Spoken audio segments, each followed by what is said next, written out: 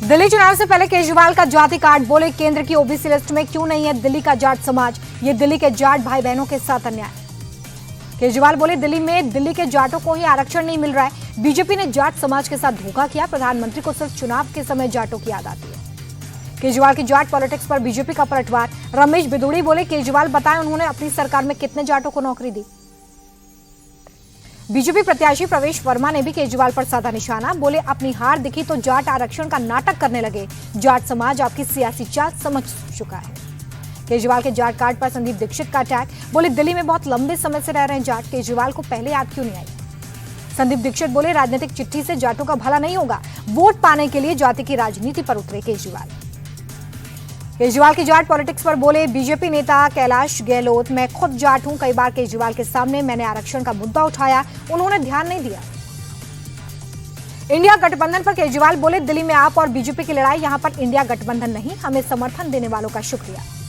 केजरीवाल बोले मैं एक ही सीट से लड़ूंगा चुनाव, मेरे खिलाफ कांग्रेस के उम्मीदवार संदीप दीक्षित बीजेपी के मोहरे हैं। आप नेता सौरभ भारद्वाज बोले कांग्रेस एक भी सीट नहीं जीतेगी, घमंड में चूर होकर आप पर हमला कर रहे हैं कांग्रेस नेता। संदीप दीक्षित का समाजवादी पार्टी पर पलटवार, बोले दिल्ली में सपा का कोई वजूद नहीं, गठबंधन लोकसभा के लिए था, विधानसभा के लिए नहीं। दिल्ली चुनाव पर कांग्रेस नेता पृथ्वीराज चौहान के बयान पर भड़के संदीप दीक्षित, कहा अगर उन्हें आपसे इतना प्यार है तो वो उसी पार्टी से चुनाव लड़े।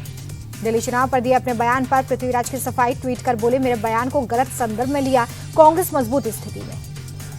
इंडिया गठबंधन को लेकर दिए बयान पर घिरे तेजस्वी यादव, कांग्रेस विधायक दल के नेता शकील अहमद खान बोले कांग्रेस को हल्के में लेने वालों को कांग्रेस उससे भी ज्यादा हल्के मिलेगी। इंडिया गठबंधन पर बोले बिहार के डिप्टी सीएम सम्राट चौधरी, इंडिया गठबंधन के लोगों को सिर्फ अपनी अपनी चिंता।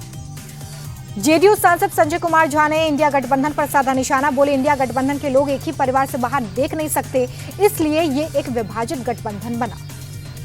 इंडिया गठबंधन पर बोले आरएलएम के अध्यक्ष उपेंद्र कुशवाहा, इंडिया गठबंधन में बहुत ही खराब स्थिति है, यहाँ पर स्वार्थ के आधार पर मित्रता है।